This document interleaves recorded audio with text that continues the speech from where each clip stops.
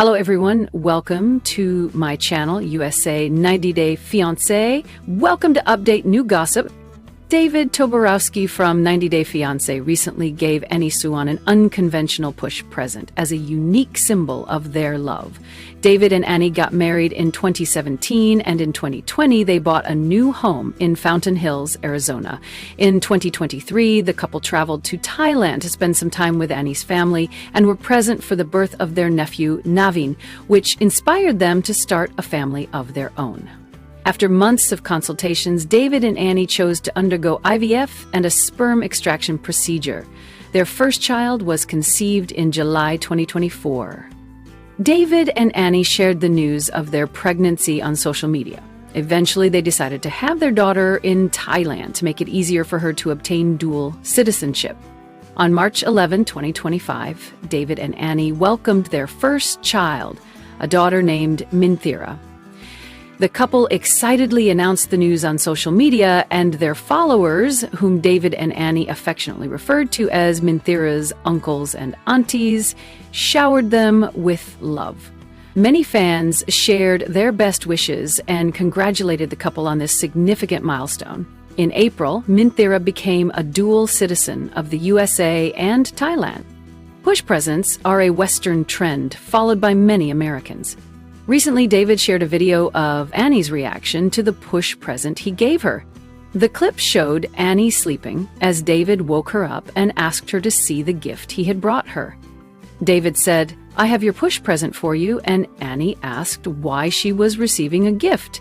David explained that it was a push present because she had given birth to their baby. Meanwhile, Annie joked that it better not be a new buffalo because she didn't want another one. David pointed to the back to show Annie his gift. He revealed that he had bought her a large karaoke machine and a high-quality microphone. Annie looked surprised to receive such an unconventional present. She asked, "What? Why so big?" David replied, "Because nothing but the best for you." David asked Annie if she liked the gift. While Annie didn't seem overly enthusiastic about it, she appreciated her husband's gesture and told him that she loved it. David even joked and suggested that they could open a karaoke bar together. While Annie expressed her appreciation for the gift, many 90 Day Fiancé fans in the comments didn't share the same sentiment. In fact, several social media users pointed out that it wasn't appropriate for David to awaken Annie and give her the present while filming her when she was asleep. An Instagram user questioned, "Why did you wake her up? Couldn't it wait?" The user added that it was inconsiderate to disturb a new mother's sleep. Another commenter stated, "Wow, don't ever wake her up again, even for a gift," urging David to respect Annie's need for rest. Many fans believed it was a mistake for David to wake Annie up. They felt he should have waited a few hours to show her the push present. Despite appreciating these comments and understanding fans' concerns, David explained why he woke Annie up. He wrote, "Ha ha, I love to wake her up with surprises. Lol." Wait until the end, indicating that he enjoys waking his wife up with surprises to see her cute reaction. It appears that Annie doesn't mind being woken up, especially when it involves receiving a gift. They thought that he should have given Annie something more sentimental. It's understandable why fans believe David's gift was more of a funny gag or meme gift rather than a genuine present. They likely believed that David didn't put much thought into it and took the easy way out by getting Annie a karaoke machine, which is something that she may have enjoyed before, but not something that she needs in her life right now, especially with a newborn in the house. He should have bought her something like a ring or a nice necklace with their daughter's name on it, which could have made the moment much more memorable. The big karaoke machine will be fun to use, but it likely won't hold the same value as a sentimental gift would have. Years down the line, Annie may not even remember the gift as much. Moreover, it would be a big hassle for her to take the big karaoke machine with her to America if she ever moved back to her Arizona home. While it's easy to dismiss the karaoke machine as more of a frivolous gift than a valuable present, it's difficult to argue that it's entirely ineffective. David and Annie's love story is intertwined with karaoke machines and singing. In fact, David fell in love with Annie after witnessing her singing at a karaoke bar in Thailand. Almost 8 years later, David gifted Annie a karaoke machine as a push present to commemorate the significant milestone in their lives. This milestone will redefine the 90-Day Fiancé couple's marriage and strengthen their relationship. Although not particularly memorable, Annie and her family will enjoy using it on weekends. Since David and Annie will likely stay in Thailand for an extended period, they could use the gift for a long time. Ultimately, Annie could keep the karaoke machine in her home in Thailand, where it could serve as a timeless reminder of the milestones she has achieved with her husband, David. It's a simple gift with deep meaning, reflecting the memories the 90-Day Fiancé couple continues to create.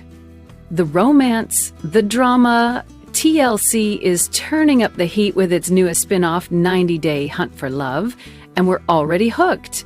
In this steamy new dating series, airing Mondays at 8 p.m. ET, your favorite 90-Day Fiancé alums and a batch of fresh faces head to a singles-only retreat in Tulum, Mexico in a quest to find real, lasting love.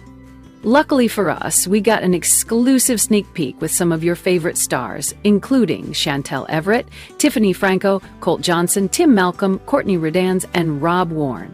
At our VIP pre-premiere event with TLC in New York City, what they had to say is every bit as wild, charming, and unfiltered as you'd expect. When asked how they'd impress a potential match in just 90 seconds, the answers were as unique as the cast themselves. Colt joked he'd do a little dance or something, laughing that there's not much time to work with. Tiffany, on the other hand, would go for a more direct approach, saying, "I would sit there and give them that stare, throw them with my eyes." Chantel kept it classic, saying she'd bat eyes and smile really nicely, while Tim revealed his strategy would be humor. "People say I get girls way too pretty for me. I think it's the sense of humor, so I'd try to make 'em laugh." Like Colt, Rob would turn the moment into a mini dance party, soundtracked to Mario's Let Me Love You, and Courtney offered the most relatable answer of all: fail miserably? As veterans of the 90-Day universe, the cast knows a thing or two about love under pressure and how reality TV changes everything. Colt admitted that relationships have become more complicated with all the logistics and backstory, joking, "Good thing they've got the series on Blu-ray." Tiffany reflected on how the experience forced her to confront some uncomfortable personal growth.